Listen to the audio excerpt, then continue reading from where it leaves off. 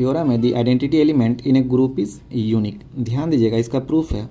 सबसे पहले हमने लेट किया है कि जी कोई ग्रुप है और ई जो है इस ग्रुप जी का क्या है, आइडेंटिटी एलिमेंट है।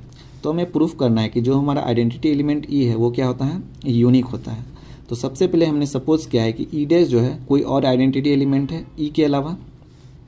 तो ई हमारा आइडेंटिटी एलिमेंट है, तो हम लोग ग्रुप का डेफिनेशन से लिख सकते हैं a is equal to e a is equal to a. इसको हमने इक्वेशन 1 मान लिया। और हमने यहाँ सपोज किया है कि ई डैश भी हमारा क्या है, कोई और आइडेंटिटी एलिमेंट है। तो ग्रुप के डेफिनेशन से हम लोग यहाँ भी ये चीज़ लिख सकते हैं, a e dash is equal to E dash a is equal to a. इसको हमने इक्वेशन 2 मान लिया।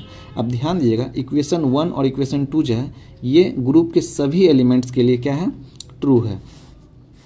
Since the equation 1 is true for every, ठीक है, every element a belongs to G and since e dash belongs to G, यानी कि जो हमारा ई डैश है वो भी क्या है, जी का ही एलिमेंट है। और इक्वेशन 1 जो है ये सभी ग्रुप का सभी एलिमेंट्स के लिए क्या है, ट्रू है। यानी कि ई डैश यदि जी में बिलोंग करता है, यह ई डैश के लिए भी ट्रू होना चाहिए। तो अब क्या करेंगे, ई डैश ए की जगह क्या करेंगे, ई डैश पुट करेंगे इक्वेशन 1 में। तो उसी चीज़ को लिखे हैं, therefore putting A is equal to E dash in equation 1।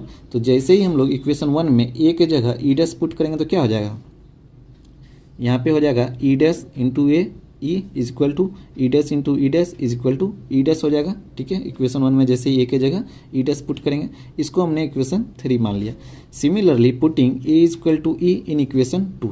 तो उसी प्रकार से इक्वेशन 2 में हम लोग ए के जगह क्या करेंगे, अब ई पुट करेंगे। यहाँ पे ध्यान देना है, इसमें क्या पुट किए, ए के जगह ई डैश, और दूसरे वाला में ए के जगह क्या करना है, ई पुट करना है। तो जैसे ही इक्वेशन 2 में ए के जगह ई पुट करेंगे तो क्या हो जाएगा, e into E dash is equal to E dash into e is equal to e. अब ध्यान दीजिएगा, इक्वेशन 3 और इक्वेशन 4 से, इक्वेशन 3 में हमारा है e dash into e is equal to e into E dash is equal to E dash, और equation 4 में e into E dash is equal to E dash into e is equal to e.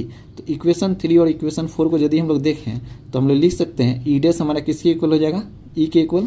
तो उसी चीज़ को लिखे हैं, hence from equation 3 and 4 it follows that E is equal to E dash which means that the identity element in a group is unique। यानी कि हम लोग कह सकते हैं कि जो हमारा आइडेंटिटी एलिमेंट है वो क्या होता है, यूनिक होता है। क्योंकि हमने यहाँ पे आइडेंटिटी एलिमेंट हमने ई लिया है और ई डैश भी हम क्या किए हैं कि इसके अलावा भी आइडेंटिटी एलिमेंट लिए हैं, लेकिन लास्ट में हम लोग दिखा दिए कि ई और ई डैश क्या है, आपस में इक्वल है। तो इस तरह से हम लोग कह सकते हैं कि ग्रुप का जो भी आइडेंटिटी एलिमेंट होता है वो क्या होता है, यूनिक होता है।